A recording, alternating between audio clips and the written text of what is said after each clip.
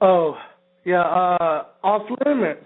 If you want me to come onto your show, I will. You know, and that's the truth.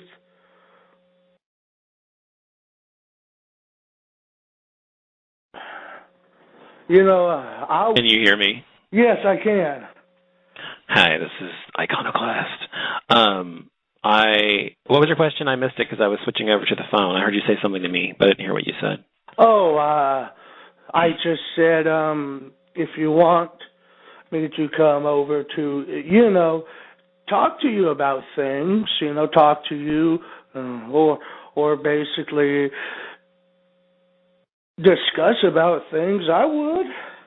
Even if you're always welcome. Anybody's welcome to come to my show to talk to me. Even Voldemort, who I call Voldemort, is welcome to come to my show to talk to me if they want to have an actual rational conversation and not scream at me or call me names. Then they're absolutely welcome. Mm-hmm. Okay. Yeah. So thank you.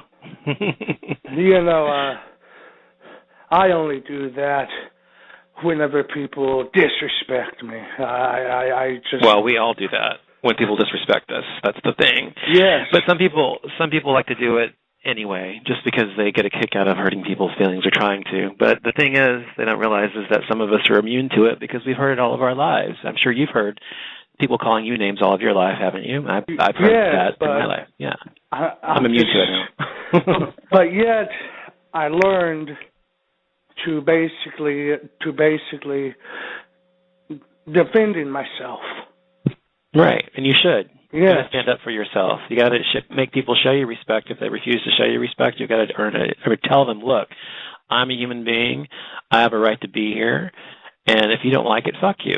So that's basically what you got to do. Yeah, exactly.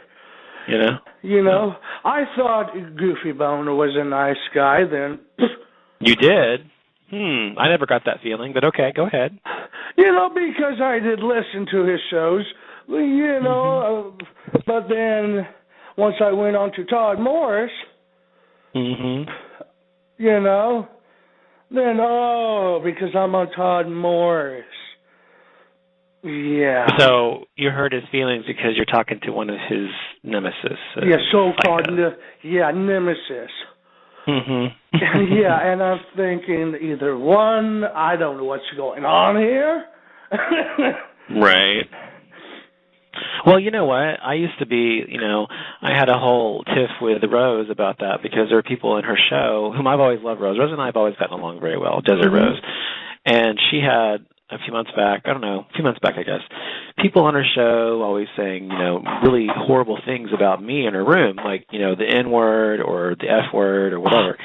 And I just did not respect the fact that she would allow them to say those things. But she felt that she didn't need to, she didn't have to defend me for that. She's right, she didn't have to defend me. It wasn't about defending me, but it was the environment that she was helping to foster. So after thinking about it for a couple of months, I decided that I'm not going to hold her responsible for what other people do.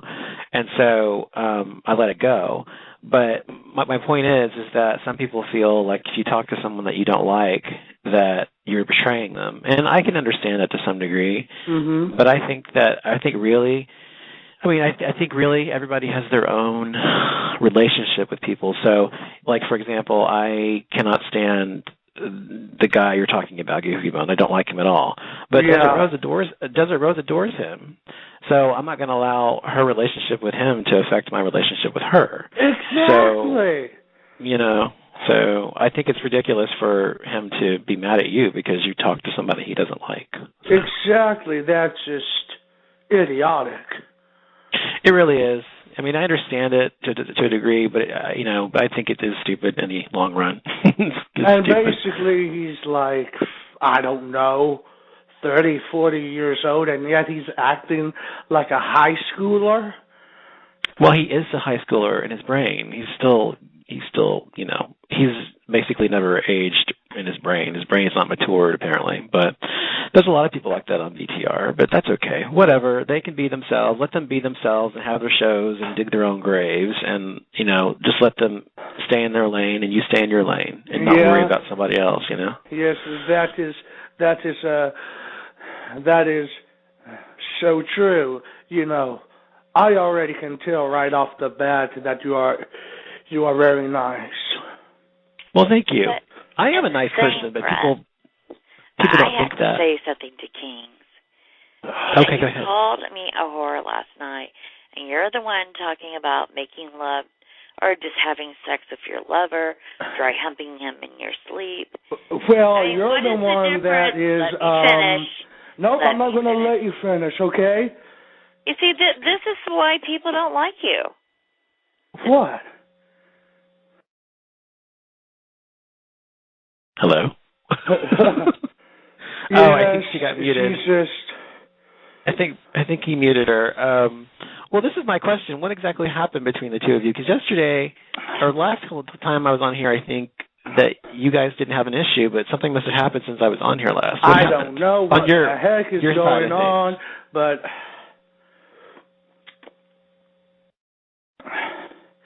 Well, I'm just saying, I heard that she said that you called her a whore, and I heard her call you a retard.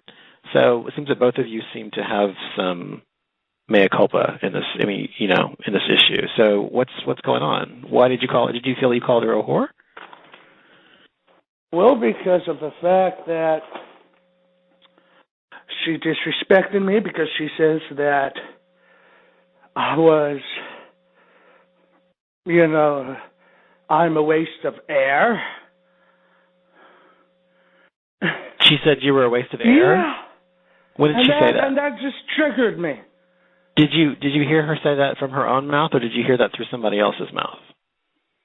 From her Meaning, own did you hear mouth. her actually say it? Yes, I did. Okay. And so what do you think what prompted her to say that about you? Did you say something about her? No. I was just joking around and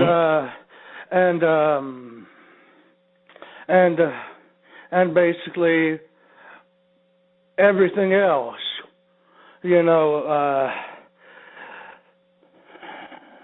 way before, but yet, she said, "Oh, you can tell it in his voice that he's slow and disabled." And then the next night I called in and I said, "No, Todd, she doesn't know me. I'm not slow. I'm not disabled. My voice doesn't mean anything. It is my voice." And then I told her, in a joking way. And I think this what got it all started. I think she's a naughty girl. Just joking. Okay, so you didn't call her a whore? No. Or was it after the fact? So that was after the fact. Okay. That was after you said she's a naughty girl or whatever. Okay. Yeah. So after she called you something, you called her a whore. Is that what you're saying? Wait, no. It was. I'm brain dead tonight. Okay.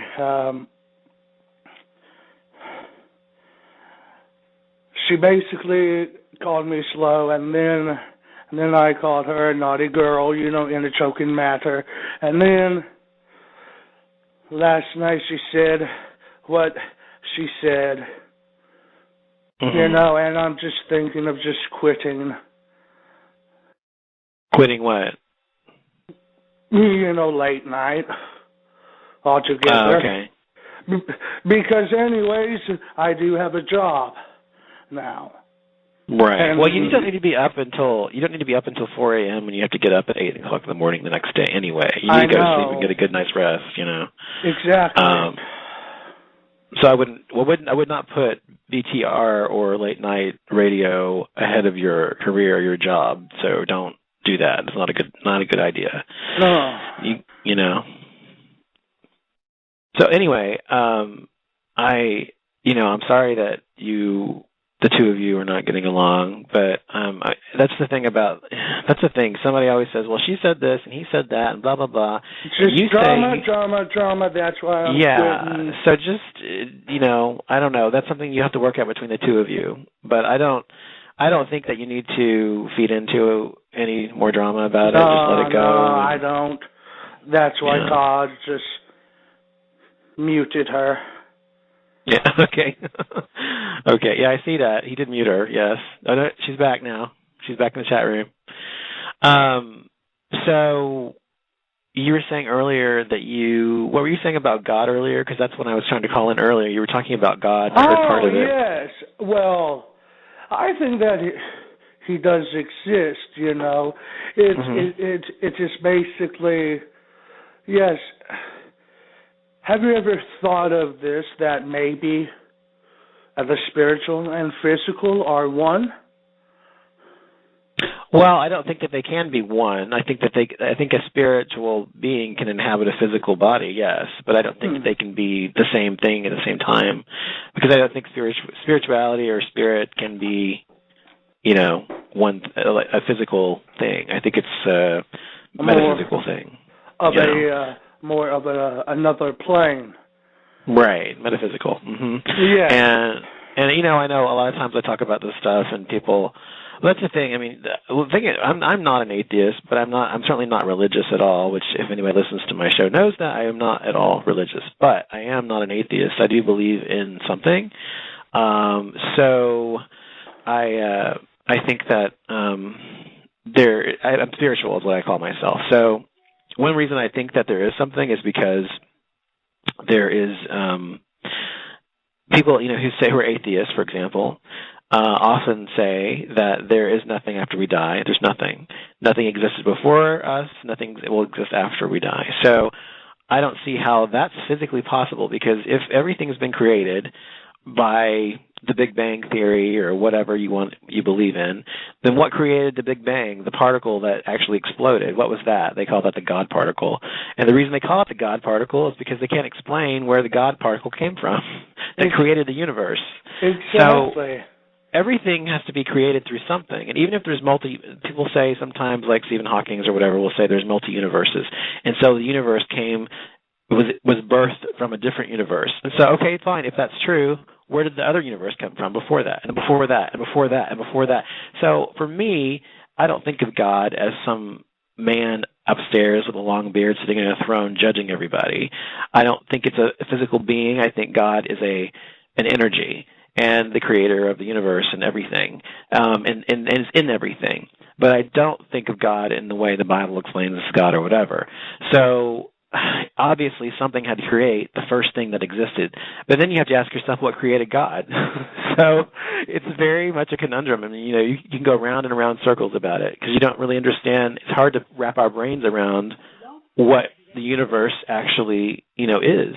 So I think there is something. That's my point. Is I think that's why I believe that there is something, God or creator or something, because there's no way to explain it otherwise.